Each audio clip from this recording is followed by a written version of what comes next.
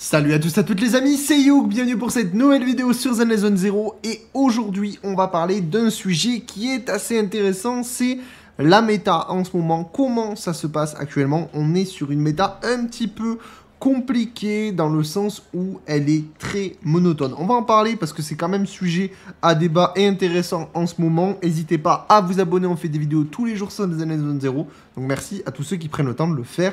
Et bienvenue aux nouveaux, comme d'habitude. Donc, du coup, le problème qu'il y a actuellement, comme beaucoup de personnes me l'ont déjà mentionné dans les commentaires, c'est que on a énormément de personnages qui sont anomalies. On a une méta omniprésente des personnages anomalies sur le jeu. On a eu Jane, on avait déjà Piper, on avait Grace, maintenant on a Yanagi, on a Miyabi qu'on sait qui va arriver en anomalie sur le jeu. On a eu Burnice récemment. On a beaucoup de persos. Et en fait, on a que ça actuellement qui viennent sur le jeu. Alors, quasiment que ça.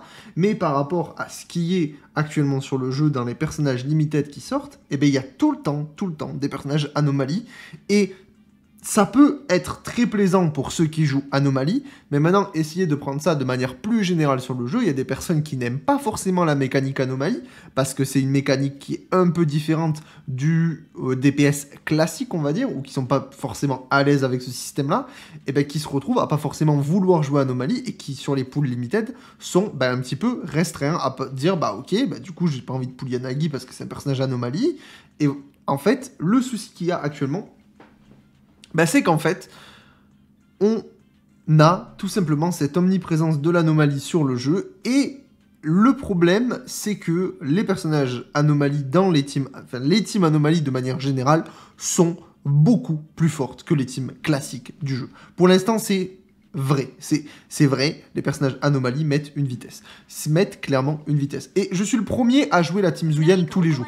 C'est ma main team, je ne joue que ça tous les jours. Quand il faut jouer qu'une seule team, je joue ma team Zuyan avec Shinny, et c'est très fort, et vous pouvez clear le endgame avec, il n'y a pas de souci là-dessus. Mais contrairement à des teams anomalies qu'il y a sur le jeu, c'est pas la même chose. C'est-à-dire que le temps que vous allez faire péter les barres d'étourdissement pour aller faire venir une Zuyan pour aller faire du burst, vous prenez juste Jane, vous faites 4 auto-attaques, tous les trash mobs ils sont déjà morts. Ils ont déjà implosé. Vous rajoutez César dans le tas, vous rajoutez Burnice pour l'anomalie, pour le disorder, pardon. Mais c'est quoi? Juste cette team-là, déjà elle est fumée. Et vous n'êtes pas obligé de jouer des personnages limités dans tout ça. Si vous n'avez pas César, vous pouvez jouer 7 et ça fonctionnera très très bien. Vous voulez pas jouer Burnice, c'est pas grave. Vous pouvez prendre d'autres personnages. Vous avez Grace, si jamais vous avez Grace. Et si vous voulez pas jouer Jane et que vous l'avez pas, vous avez aussi Piper. Donc on a ce truc où tous les personnages anomalies peuvent se mélanger entre eux, peuvent se combiner entre eux, et ça donne un système pour l'anomalie qui est super bien, qui est trop pertinent, et c'est super cool pour les personnes qui sont intéressées par ce système-là. Maintenant, sur le jeu, il faut aussi penser à l'ensemble des joueurs. Les personnages DPS, on n'en a pas depuis la 1.0. On n'en a plus. Alors, on sait qu'il va y avoir Arumasa qui va arriver donc en 1.4 pour avoir un personnage DPS. Alors, je doute pas que le personnage va être très fort, ça là-dessus, il n'y a pas de problème. Je pense justement qu'il va être super fort. Mais, regardez ce qui se passe. Actuellement, sur le jeu, vous remarquez quand même que les personnages anomalies prennent une place très importante au niveau des personnages limited, vous l'avez compris, et ils couvrent tous les éléments du jeu. On a eu l'anomalie électrique, où il faut bien comprendre qu'à chaque fois, ils aiment bien mettre un main DPS anomalie dans l'élément et un sub DPS. Et je pense que dans la grande finalité du jeu, on aura un main et un sup sur tous les éléments du jeu. Mais déjà, partons de un perso anomalie par élément. Donc on a eu la foudre, électricité, c'est parfait. On a eu Burnice comme vous voulez, en anomalie feu. On a eu Jane, anomalie physique. Donc, on a des personnages, alors je compte pas les doublons, avec Piper qui est en physique, et avec du coup Grace qui est aussi en électrique, qui est juste ici. Le souci qui étant, c'est que ça se voit complètement qui veulent couvrir tous les éléments du jeu. Et en soi, c'est pas un problème. Dans un sens, ça se comprend, étant donné qu'à la sortie du jeu, il y avait que 2 personnages anomalies sur le jeu. Il y avait Grace qui était rang S, et il y avait Piper qui était rang A. Donc c'est vrai que en termes d'anomalie, ceux qui étaient intéressés par l'anomalie, ils n'étaient pas gâtés, clairement pas. Mais là, actuellement, Et même à côté, on avait beaucoup de personnages DPS. Mais là, actuellement, je pense que là, les personnes qui jouent Anomalie sont extrêmement gâtées. Je pense qu'ils doivent se régaler, et vous avez raison. Moi aussi, j'ai monté une team Anomalie à côté, et je regrette pas du tout ce move, parce qu'on se régale dans la team Anomalie. Si j'ai envie de jouer Jane, je joue Jane. Si j'ai envie de jouer Yanagi, je peux switch pour Yanagi, et ça fonctionnera trop bien. C'est trop cool. Maintenant, le problème qu'il y a, c'est que, il y a des éléments qui sont pas encore arrivés en Anomalie. C'est-à-dire qu'il manque l'anomalie Éther, comme Nicole et comme Zuyan, qui est sur le jeu. Il nous manque aussi à noter l'anomalie glace, étant donné que Miyabi, ça va être une anomalie particulière. Après, à voir ce que ça va être en détail. Encore une fois, je le précise sur toutes les vidéos, mais je n'aborde pas les leaks, j'essaye de ne pas me spoil et de ne pas véhiculer les leaks, donc j'en ai aucune idée de ce que va être exactement cet élément-là de Miyabi. Mais du coup, il reste l'anomalie glace à couvrir. L'anomalie Éther, ça fait 2 nouveaux personnages anomalies qui vont arriver, en plus de Miyabi qui va arriver, parce que ça va finir par arriver, ils sont en train de couvrir tous les éléments, ça se voit.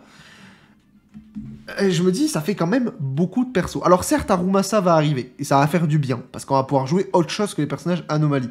Évidemment, je dis pas que les autres teams qui ne sont pas anomalies ne sont pas jouables. Comme je vous le répète, Zuyan, je la joue tout le temps. Hélène, ça reste une team glace qui est très forte. Elle est toujours viable, il n'y a aucun problème. Même si elle commence à vraiment baisser en efficacité, elle est en train d'en souffrir. Même si ça risque de réaugmenter un petit peu avec Lighter. Mais bref, là n'est pas le sujet. On a 2 teams qui fonctionnent très bien. On peut exagérer, on peut faire des variantes, mais vous avez compris. On a 2 teams, on a la team Hélène et la team Zuyan, peu importe avec ce que vous la jouez. On a ces 2 personnages qui, certes, sont intéressants et qui peuvent clear du endgame, mais contrairement à une Burnice, une Yanagi avec César, ou une Burnice, César, Jane, c'est un autre monde. C'est un autre monde. Et je le vois parce que je joue ma team Zuyan tous les jours. Et ma Zuyan, elle est vraiment bien montée, ma Zuyan. Il n'y a aucun problème là-dessus, j'ai son arme, je la respecte et tout de fou. Et alors, j'ai pas les meilleurs disques, mais bon, quand même, les personnages anomalies que j'ai sur mon compte sont moins bien respectés et font beaucoup plus le taf que ma team Zuyan. Et franchement, c'est pas forcément un souci en soi, mais c'est de se dire, ok, on a ce postulat de base qui est que, certes, l'anomalie est au cœur de la méta actuellement. Est-ce que l'anomalie va être contrée? Est-ce que cette méta-anomalie va être contrée avec l'arrivée d'Arumasa? Honnêtement, je ne pense pas. Étant donné qu'il y a Miyabi qui arrive derrière, donc je pense que là, niveau anomalie, on va être au prime de la méta-anomalie, où Miyabi va arriver, évidemment. Derrière, si on compte une anomalie éther qui arrive et une anomalie glace, on est loin d'avoir fini les anomalies. On est loin d'avoir fini les anomalies. Et en soi, ça, dans un sens, c'est pas forcément un problème, mais pour la méta, pour le fait que le jeu change et se dynamise, c'est quand même un peu dommage, qui est, en tout cas, tout le temps par patch, depuis la 1.1, on a un personnage anomalie.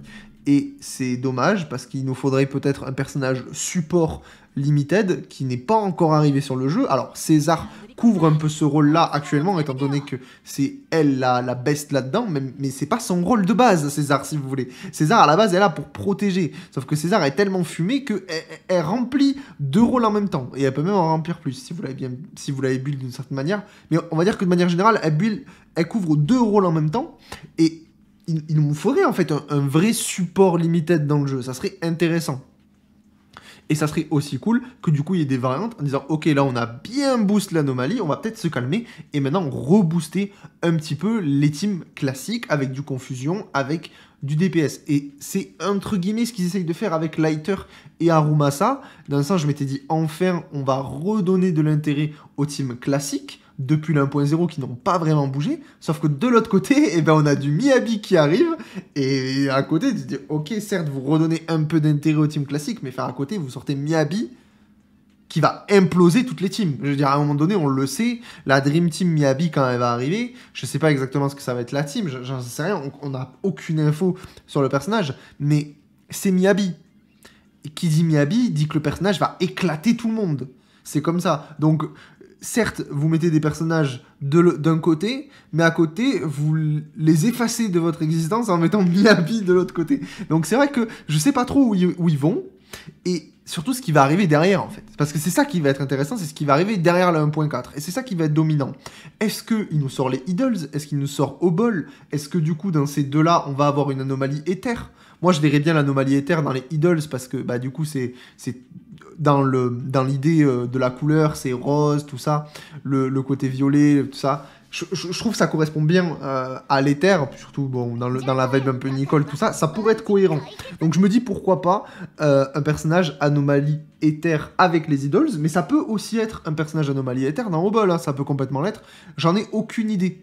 J'en ai aucune idée. C'est juste que déjà, Obol, je sais même pas les personnages qu'on va avoir. Ça se trouve, on va avoir le fameux sniper en anomalie éther, ça peut être stylé, mais je sais pas trop où ils vont nous amener là-dessus. Ce qui serait intéressant, ce serait que les anomalies éther, pourquoi pas, arrivent du coup avec les Idols, mais que les Idols, on les ait que plus tard. Et que du coup, on est Obol avec du coup des rôles différents de ce qu'on a eu depuis la 1.1. C'est-à-dire des personnages anomalies main DPS et sub DPS. Ça pourrait vraiment donner un peu d'air frais aux autres rôles sur le jeu qui gravitent et donner une méta un peu différente, même si, malheureusement, on le sait tous, avec l'arrivée de la 1.4, tout le monde va vouloir jouer Anomalie parce que tout le monde va vouloir pull Miyabi. Donc, au final, où c'est qu'on va avec cette méta? Honnêtement, c'est pas un coup de gueule du tout, c'est un constat, hein. À un moment donné, juste, il faut dire les choses. Ça se voit, on est en plein dedans, on voit les temps de défense de Shiyu où on a les personnages anomalies et on a les teams classiques, ça n'a rien à voir. Ça n'a rien à voir. Surtout que maintenant, on a des boss dans le endgame où les jauges de confusion, elles se rétablissent à une vitesse monumentale. Et limite, ça sert à rien de jouer les personnages de team classiques. Bon, bah ok, on va prendre les personnages anomalies parce qu'au moins comme ça, il n'y a pas les jauges de confusion à gérer. Et on va pouvoir dérouler le boss, chose que tu peux pas avec les teams normales. Donc, c'est un peu la question que je vous pose. Où c'est qu'on va avec les teams anomalies, la méta-anomalie sur le jeu? Est-ce que, à votre avis, après Miyabi, parce que évidemment vous savez très bien que Miyabi ça va être le prime de la méta, est-ce que, à votre avis, les teams anomalies après Miyabi vont continuer? Est-ce que ça va être toujours ce truc-là de on va continuer à mettre des personnages anomalies jusqu'à couvrir tous les éléments du jeu? Ou est-ce que ça va potentiellement se calmer après Miyabi? Quelles sont un petit peu vos réflexions sur cette méta-là? Honnêtement, je voulais en parler parce que c'est vrai que c'est quelque chose que vous me dites régulièrement dans les commentaires en mode allez, encore un personnage, on souffle. Et surtout après l'annonce de Miyabi, il y en a beaucoup qui étaient pas trop contents que ce soit un personnage anomalie. Alors, bon, pour moi, c'était assez évident que ça allait être un personnage anomalie quand même. Surtout que, bon, juste pour pas power creep Hélène, je pense que c'était la strat qu'ils avaient en tête. Ce qui est pas déconnant, étant donné que Hélène, c'est 1.0. Si derrière tu la power creep de suite en 1.4, bon bref. On n'est pas là pour parler de Miyabi, mais vous comprenez un peu l'idée. En tout cas, Miyabi, elle est anomalie. Donc on va être au prime de l'anomalie à ce moment-là. Est-ce que c'est une bonne chose qu'il y ait que de l'anomalie sur le jeu? Évidemment, essayez de prendre un recul un petit peu extérieur à votre plaisir de jeu. Si jamais vous kiffez les anomalies, le but c'est d'avoir cette vision d'ensemble sur le jeu. Parce que forcément, bah, si vous kiffez à fond l'anomalie, ce ne sera pas très objectif. Donc essayez de prendre du recul un petit peu, de voir ça. Comment, à votre avis, la suite peut se passer sur le jeu? Est-ce qu'ils vont se calmer sur ça pour mettre plus en valeur d'autres rôles? Ou est-ce que bah, ils vont continuer dans cette idée-là? Je sais pas. Eh bien écoutez, l'avenir nous le dira. En tout cas, c'est tout ce que j'avais à vous dire pour aujourd'hui. N'hésitez pas à vous abonner. Et nous, on se retrouve demain pour une nouvelle vidéo sur Zen Zone 0. Ciao, ciao.